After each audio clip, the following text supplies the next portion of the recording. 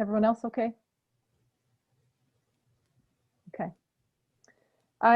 One final thing before I start to talk about some of these beautiful items is that I have a hound dog, and I've been told that it's always charming when there's little interruptions on Zoom, so she might make herself known.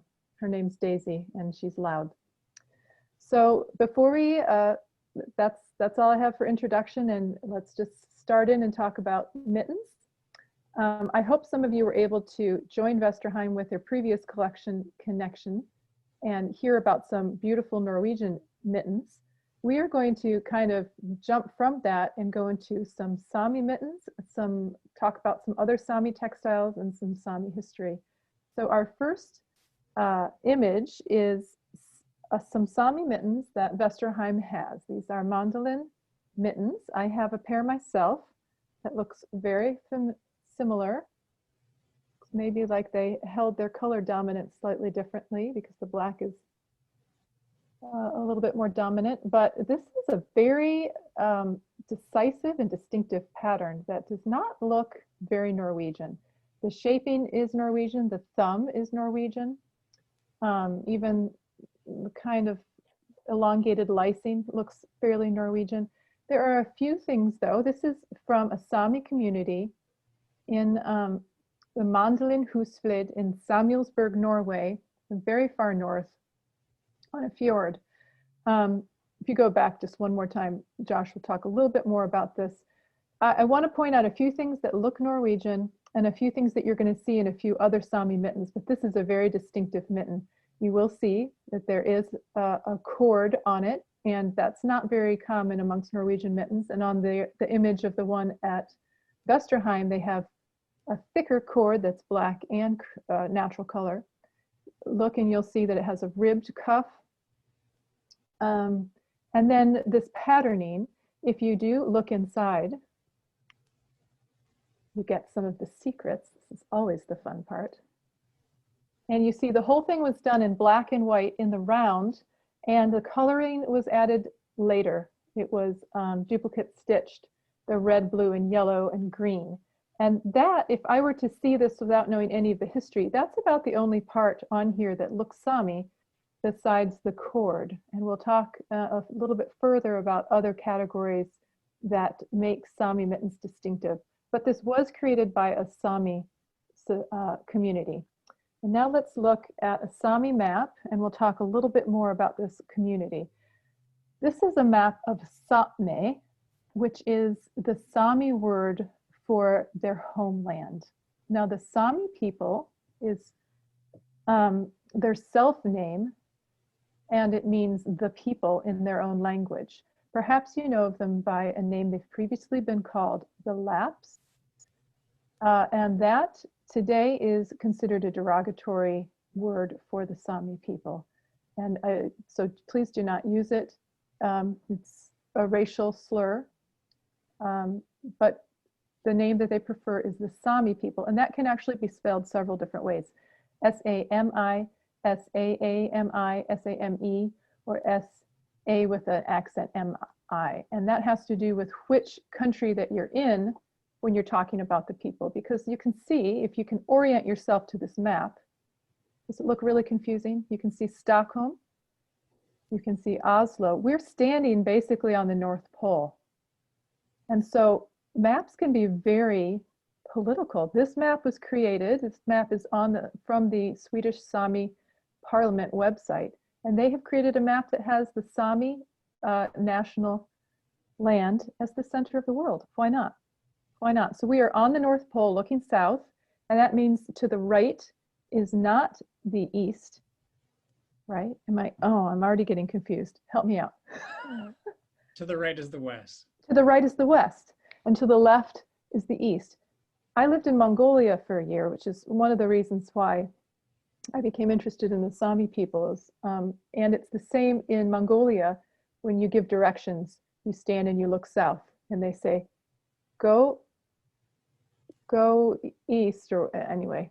Okay, I'm getting off on a tangent. Let's go back to the map.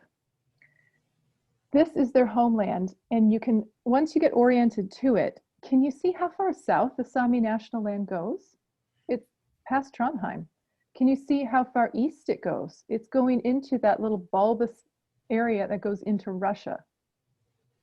Can you recognize some of these other cities? Jokkmokk, have any of you heard of the winter market there? Perhaps even been to it?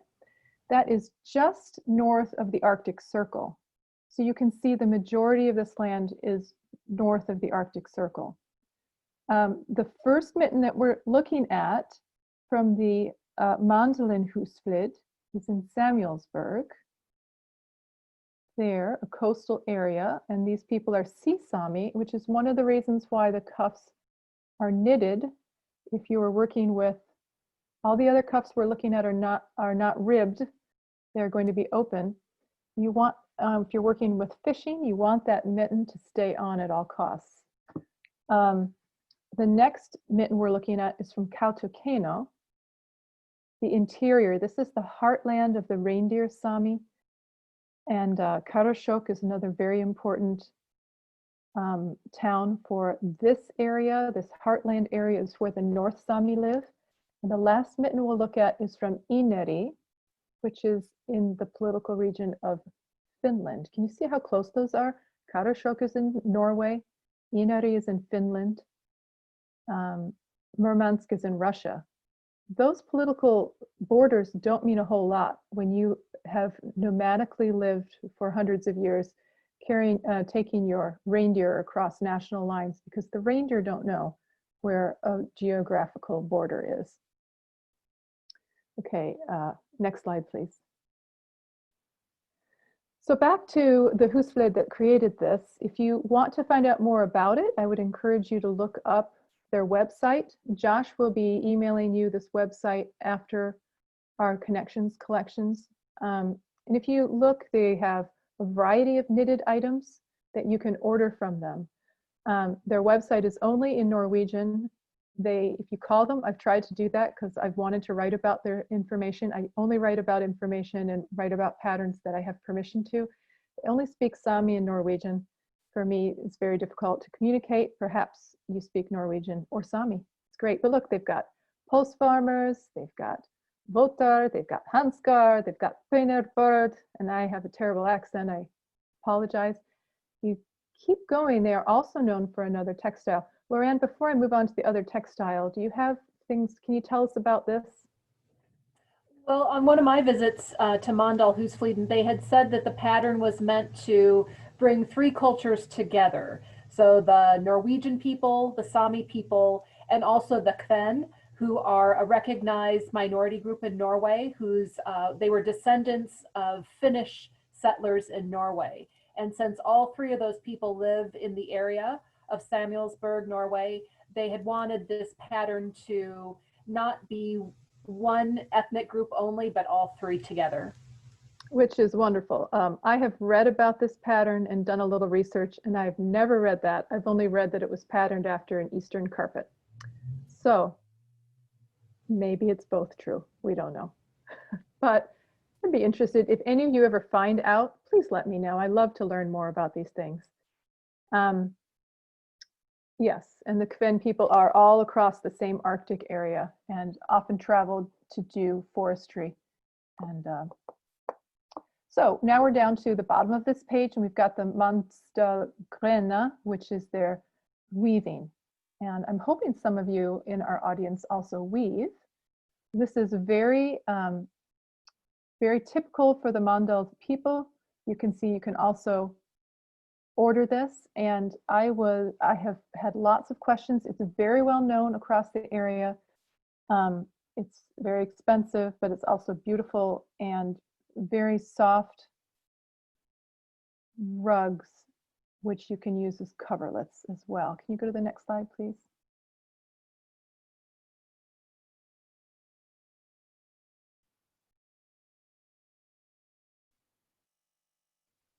Sorry, one sec. We're having technical difficulties. Oh, there we go. Is that Sharon for you? Yep. Okay. The Vesterheim has 2 of these rug coverlets in their collection. Lorraine can tell you a bit about them. Oh, you're muted. Both of them are a similar vintage. The one on the left was made before World War II, and the one on the right was made in about 1955. And it came to us through Norsk Folk Museum, the National Norwegian Museum in Oslo. And you can see by them that they're quite plain in their patterning, but they also, the one on the right uses natural wool, it's no dyeing. They're still distinctive despite them not being heavily patterned. They don't use pickup techniques, and they are unique because from the next slide, they are made on a vertical loom. This loom is a Sámi loom that is a vertical loom because it could be picked up and traveled with. The ancient looms were vertical. I've got, behind me, I've got a loom and some books on weaving. This is an image from a weaving history book that has a shard of pottery from 5th century BC that has a vertical loom of Penelope at her loom. And you have the heddle at the top. You've got the warp hanging from it with rocks at the bottom. And as you weave down, then you roll the top up so that you can continue to do that, and you let the ropes around the rocks at the bottom out. But if you lived in a nomadic society where you have to pick up and move with the reindeer, this is much more easily moved than a floor loom. In this book, they had another picture of an Icelandic loom from the 1700s, and one little phrase in here that says, such a loom was quite practical for nomadic Lapps. When they moved, they carried only the warp beams and the heddle rods. The uprights were constructed from available timber at the new location. So that makes it even more movable if you don't even need to have the uprights. This is obviously not quite that primitive because everything is nicely made. But the sheds, if we go to the next, this is in 2016, I went to Kiruna above the Arctic Circle, and the Mandolin Mittens was at a demonstration, textile demonstration for the Nordic Knitting Conference. And so this woman on the right is from Mandolin Mittens, and she's explaining to me, and I was able to weave on this sample. I asked them things like, tell me about the sheep, tell me about the sheep, because all this was hand spun. And she said, oh, well, they're just sheep. There's only, you know, the sheep that they have is the sheep that they use. It wasn't a type. And now look at that, there's no shuttle. You just take this fluffy, very worsted spun yarn, you throw it through, you pull it up, and then watch us beat the yarn. There's no rods to beat. There's just the backs of our fingers. And you can see the patterning is not very great, but there are several colors. Isn't that cool? It was so soft, but the result is that these finished carpets or coverlets are so soft and light. And then there is the heddle at the bottom that you move to get the different shed. Go on, that's it for that video. On to other textiles. This is just an image from not the Mandolin Fjord, because I was not there, Lorraine was. But yesterday I asked her, does it look similar? She said yes. I was at Alta, and one of my trips in 2013, I went and I visited 12 or 13 regional museums, and it included Alta Museum and Tromsø Museum, and this is the Alta Fjord. And it looks very similar. You have the lichen on the rocks, and the fir and the birch trees and the beautiful water. This is in September. Now we're going to move into the interior, to those interior cities that I pointed out. This is a very typical mitten from Katakano. I pulled some of my mittens from the Katakano region. This is a picture of some from one of the 12 regional museums that I visited. This is another one that I bought in Katakano. I did not knit this one, but it is almost exactly the same. So these are basic tourist mittens, but Katakano is a beautiful town. It's not a huge town, but the Katakano Gakuti, which is the traditional garments, and these mittens, it's just all va-va-voom and the next best thing. Even the jewelry that people give for confirmation is big and gaudy, and let's put jewels on it, and let's make the jewels match our shawls. And then it's like, well, no, let's not do red and blue, which is what matches the Gakuti. Let's do pink and purple. And then it's just like bigger and better. Lorianne, do you have any comments on Katakano? Just that it's a wonderful place, and the details in the textiles are amazing. It's the most beautiful things. You're going to see a boy's 8-year-old Gakuti coming up towards the end of this little section. And that's just for a boy. I've had 8-year-old boys. I wouldn't put my 8-year-old boys in that. But back to the knitting, which I know is what we're all interested in. So yes, these are fancy mittens. These are not the mittens that you would go out and do your chores in. All of these Katakano mittens would be what are used for going to church, for confirmation, for festival, for fancy mittens. And then they would just have plain mittens for chores or unwanted colors. And that would be the normal mittens.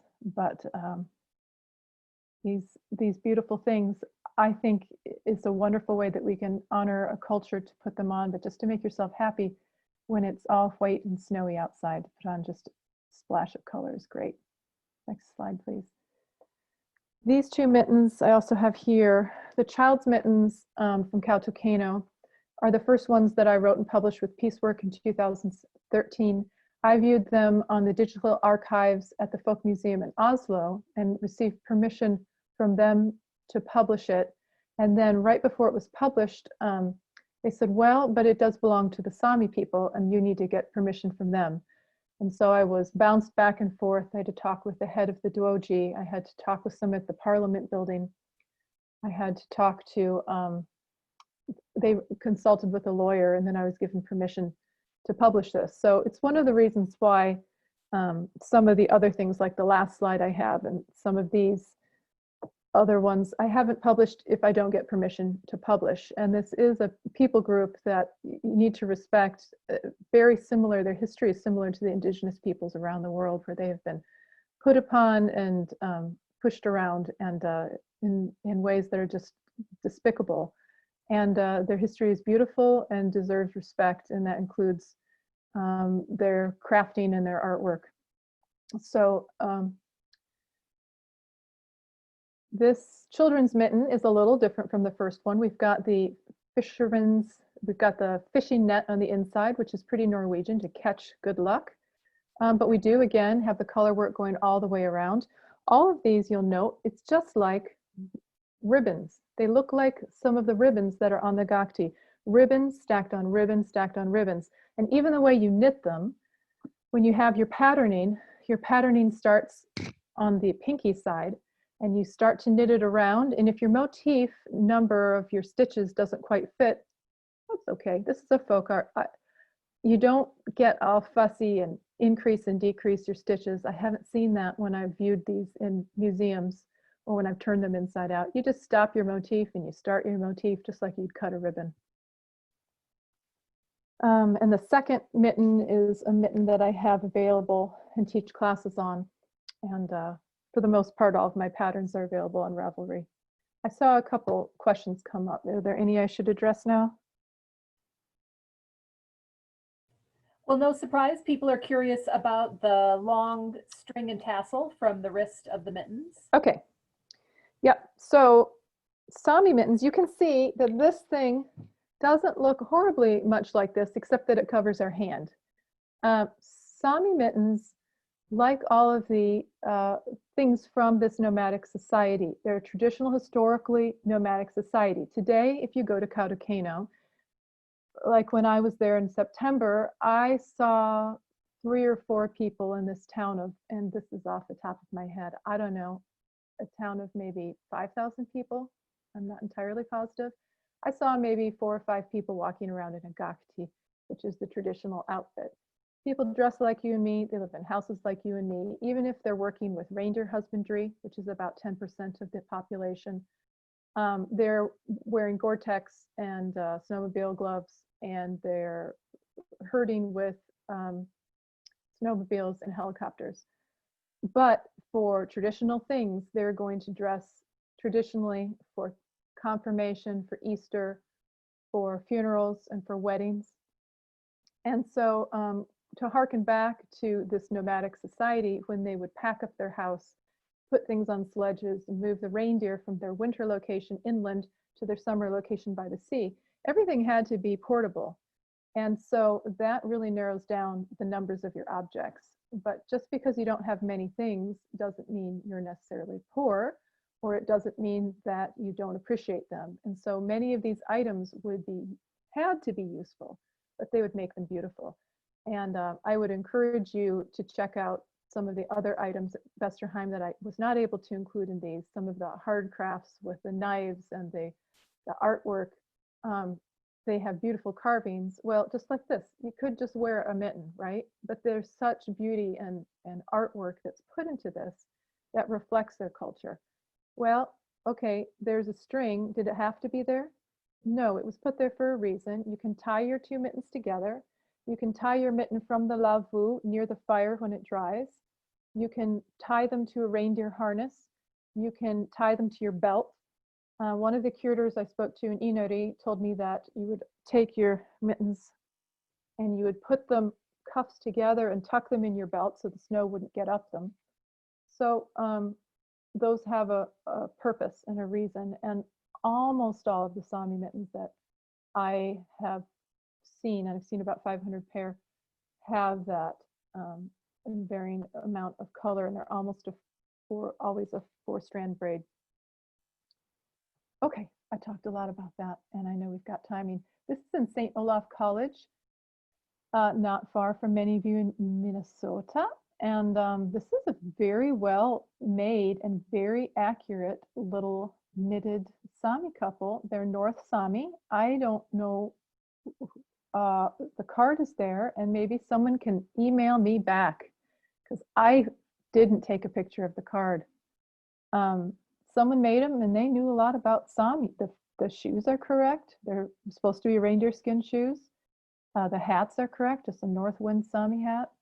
And the guy's got a lasso to get his reindeer.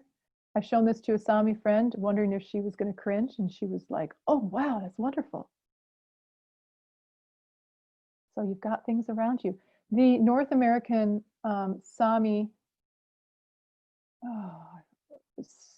Society, that's not the right word. It's also on your bibliography that's going to be sent to you. It's in Duluth. So check some of these things out. And, I don't think it's currently open, but check out the website, and maybe you can schedule an appointment, or after COVID, you can go up. Marlene is in charge of it. She's a wonderful lady, and I would definitely encourage you. It's worth a trip, or when you're going through Duluth, stop there. So on the left is a wonderful pair of mittens that I saw when I was at Alta, that one picture of the fjord, and it is from Anu Hagen's collection. She wrote Sámis Husflid i Finnmark. It's one of the first written books that denotes some of the Sámi crafts. It was written, I think, in the 50s. It's had 2 publications. It's currently out of print, but if you can find it, it's just a wonderful book. This is also going to be on your bibliography. And she was a craftswoman who lived in the Alta region and a little bit further north. And when she died, she sent half of her things to I can't remember if it was Kjaford, and I know I'm not saying it right, and half of it to Alta. And so the half that went to Alta was her knitted goods. On that left-hand side of the screen is a wedding set of mittens from the Katakano region. And you can see some of the same motifs. They're slightly in different orders. You've got a little bit of green in there, which is unique. And they're at a very fine gauge. They're just a beautiful type of this. And then on the right is the pair of Katakano mittens that Vesterheim owns. And they also have that twined accent at the cuff. They have the braid coming off the cuff. Got the same type of peasant thumb, the same decreases at the mitten tips. And Lorianne, did you have anything in addition to say about how they were acquired? You said they're from near Tromsø. We know they were made in Troms County, but they are County. Katakano style. Troms is just the county immediately south of Finnmark where Katakano is located. Yeah, that could very well be the case that the maker was originally from Katakano. I have friends who, like, one parent is from Katakano and the other parent was from Tana. And so you take bits of your ancestry and you can create your own Gakuti. You might take a belt from one region and your Gakuti from the other. The one friend I'm thinking of, she was engaged and she didn't want to deal with the Katakano Gakuti and have to make it for herself. So I think the next slide is the Gakuti. This is the 8-year-old boy's Gakuti. You might look at that and think, well, that is a piece of fabric that's sewn over the edging, or that's a piece of fabric over the back. It's not. It is on the bottom of it. The blue is the fabric, and then the red is a ribbon, and the white is a ribbon, and the red above it is a ribbon, and the green above it is a ribbon. That's a ribbon sewn after ribbon, sewn after ribbon. I believe actually all those ribbons are sewn onto a separate piece of fabric, and then the fabric is sewn onto the blue.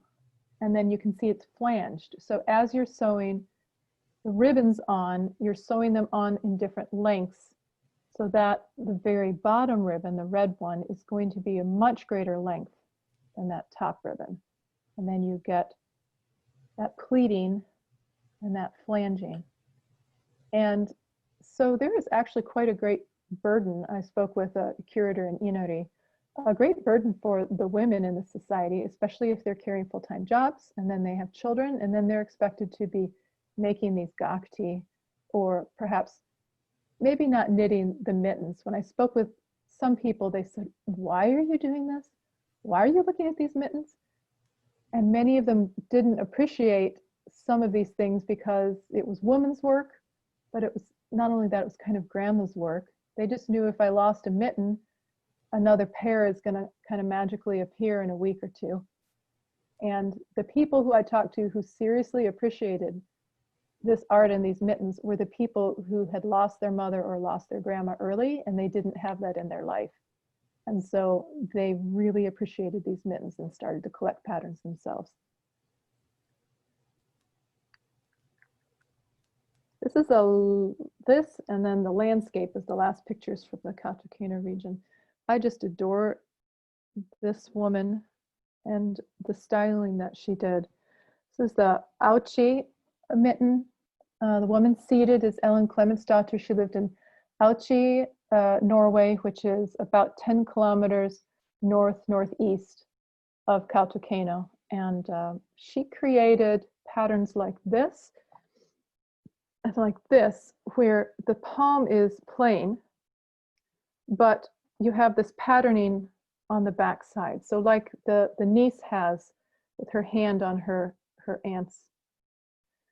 Ellen Clementsdottir didn't have any children, but she married a man who had children, and then these are her nieces. So she was a band weaver, and so my conjecture is that this styling of knitting she created, it's not carried around, and it's not intarsia. It's another type of knitting instead, which draws the yarns up and over, and they're all held ahead of you, almost in a band woven way. So I think she's brilliant. And there's another article that's been written about her in Piecework. And I just want to honor her by having her in here and talking about some of the contributions she's made to knitting. This is an image of the interior of northern Finland and Norway. on our way to Finland now, on our way to Inari. It is an interior desert, but it's gorgeous. This again was September. These little shrubby plants can be what the birches look like once you get high enough in the Arctic Circle. Don't be afraid of it. Don't be scared. Go north and east. And this is the last segment of mittens we're going to talk about today. If you can recall from that map, we talked about Inari. So Inari is in Finland. If you could picture Finland in your mind, if you're a map person, and you can see Finland, which looks like a dancing lady, and in her head there's a big lake. That's Lake Inari. Inari is on the lake, and the Inari Sámi live around the lake, and the Skolt Sámi live in that same area, but it's where Norway and Russia and Finland all join together. And you might think, what an out of the way, idyllic place. And in many ways it was. They had small herds of reindeer. They had amazing political organizations that they called Sida. They fished for abundant salmon in the rivers. But it was also a horrible place to live, any border with Russia. So there were lots of wars where they had to move from Russia into Norway or from Russia into Finland. And they had to do that through World War I and World War II. They were caught in the middle of the Winter War and had to choose their sides. So not an easy place to live. This is an image from the Vesterheim's last of the 3 Sámi pairs of mittens that they own. Lorianne, can you tell us some things about it? Sure. Like the earlier Grena coverlet that came to us by way of Norsk Museum, the National Museum in Norway, this pair came to us also through Norsk Museum and believed to be made in the 1980s by a Norwegian woman. That's all we know. Okay, so if she was Norwegian, she could have been Norwegian Skolt Sámi, which would be called Osk Samisk. That's the name for the Skolt Sámi inside Norway. And I have seen this image in some antique Sámi photos, and I wasn't able to find them for this presentation, but I've seen it in 3 different areas.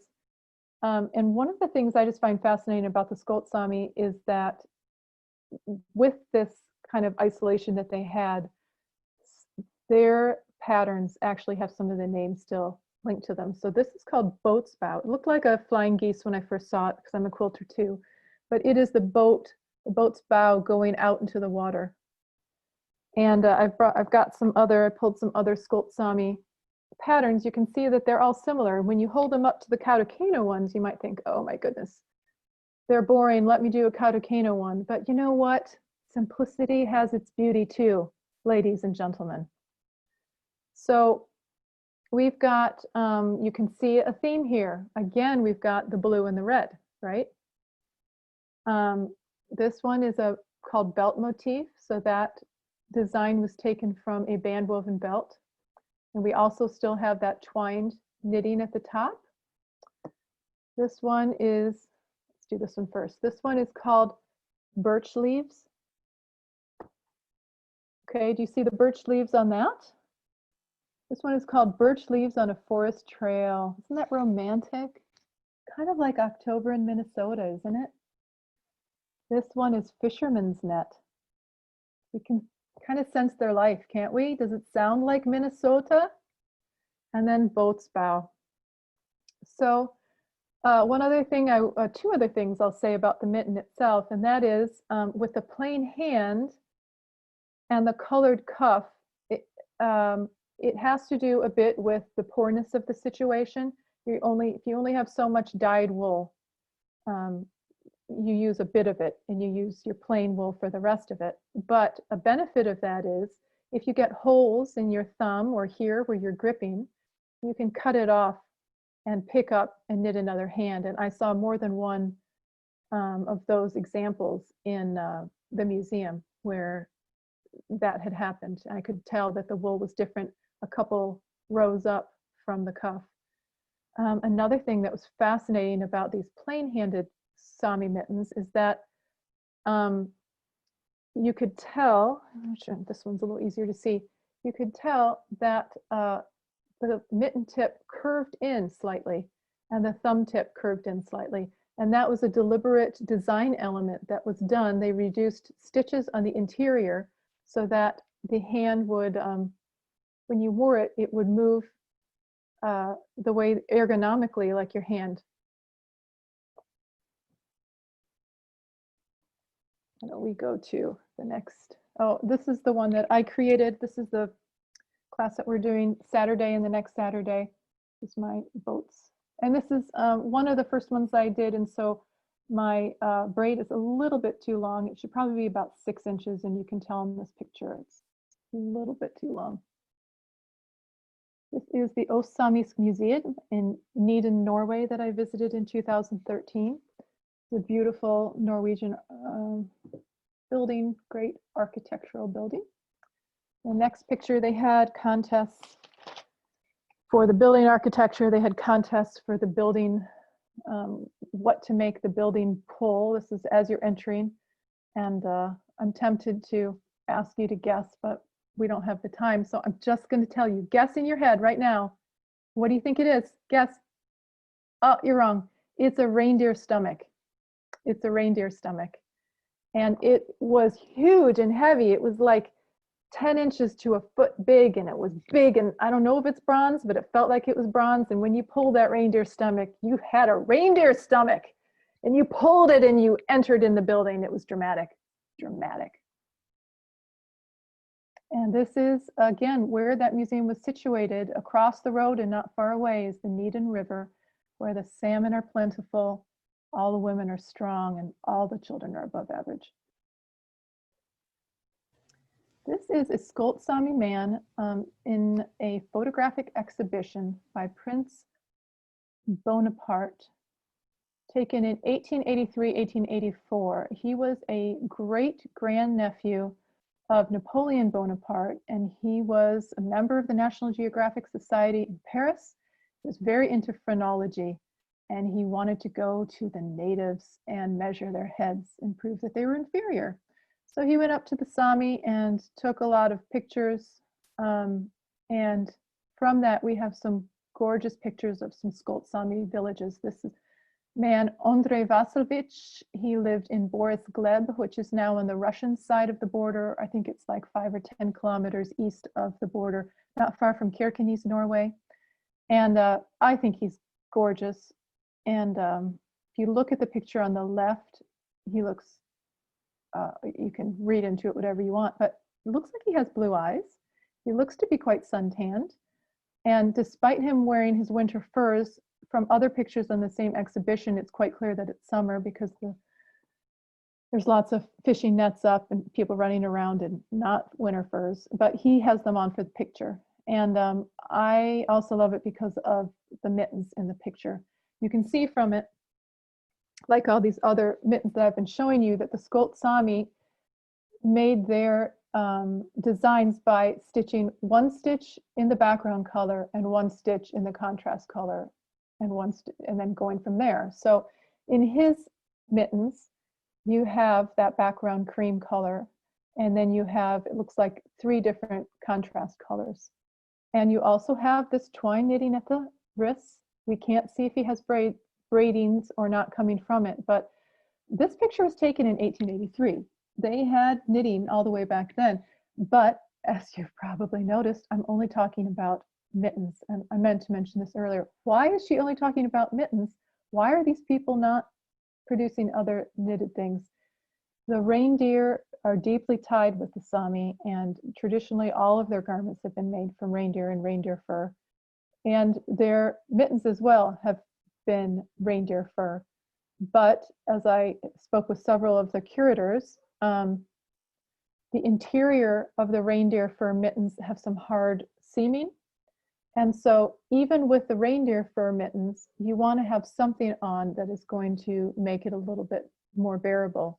So many of these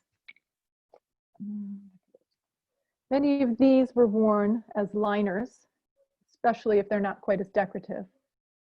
And that is one of the reasons why they have the open cuff. They were designed more like the reindeer mittens, or they were designed if they were liners for the reindeer mittens so that they could be shaken off easily and you could have your hands ready to do work if necessary.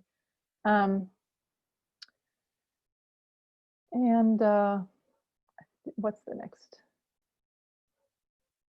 This is our last slide. And you can see here 4 women with reindeer mittens on. I think all of them have reindeer garments on. They have the shawls, which are very traditional for women to wear, these Sámi shawls. They've got the caps, which is very traditional. The Skolt Sámi have a wooden piece that stands up, but the rest of the Sámi have no wooden piece in it. And then that one woman, she has those knitted hand garments. And she is proud. If she's not proud, then she knows her mother's going to kill her if she doesn't show those mittens. And I think we need to take something from this the next time we pose and we're wearing something handmade, some handmade mittens. These other women, they've got their hands down in their laps. No, let's not do that. Up and proud, up and proud. And why shouldn't she be? Isn't that the most gorgeous mitten you've ever seen? You got those X's going around, very similar to some of the X's that we've got going on here with the Katakano mitten, but they're only in 2 color that she has. And then you've got the big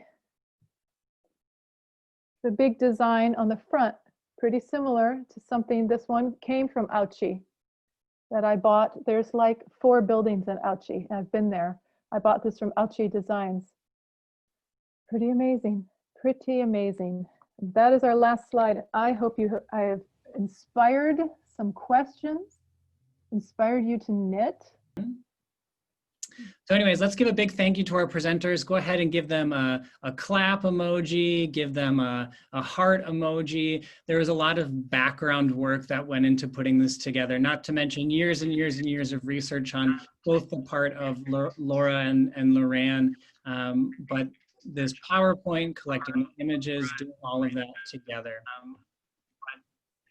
There's an echo going on, but let's just thank them for the work they did in pulling all these images. And I'll turn it over to you two if you have any kind of last minute thoughts here to add. Just thanks to you, Josh, for putting it together, and many thanks to Vesterheim for having me. It's always a pleasure to work with you all, and I love the textiles. Thank you, Laura, so much, and thanks all of you. All right, everyone, I'll just remind you as a function of Zoom that when these get cut off, it might seem kind of abrupt. That's just the nature of the platform. We don't mean to be rude to you, but thanks for joining us, and we hope we'll see you again. Give us a follow on Instagram or Facebook, our Vesterheim Folk Art Museum, and stay in touch. Yep. Zoom, goodbye.